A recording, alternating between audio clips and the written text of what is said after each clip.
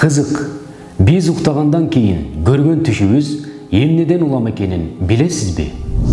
Адам уйкудан ойгонуп, арадан 5 мүнөт убакыт өткөн соң көргөн түшүнүн жарымын унутуп калат. Ал эми 10 мүнөттөн кийин түштүн 90%-ын унутат. Сен түш көргөн мезгилиңде көбүнчө өзүңө тааныш эмес адамдар менен бирге болосуң. Бирок сен түштөгү бул адамдарды качандыр бир убакта көргөнсүң. Болгону сен аларды унутуп калгансың. Же тааныбайсың.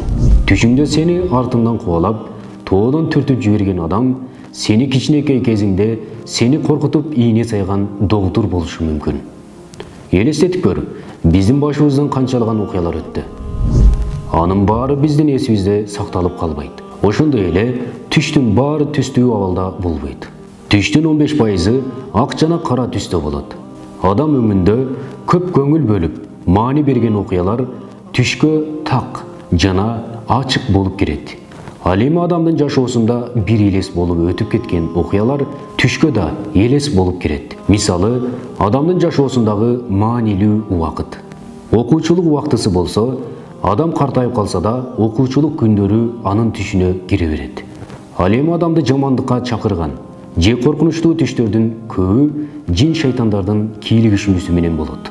Мындай түштөргө ишенүү адамдын жашоосуна, ден соолугуна зыянын тийгизүү мүмкүн. Ошондуктан пайгамбарыбыз саллаллаху алейхи вассалам жаман түштү эч кимге айтпоого жана ага ишенбөөгө буйруган.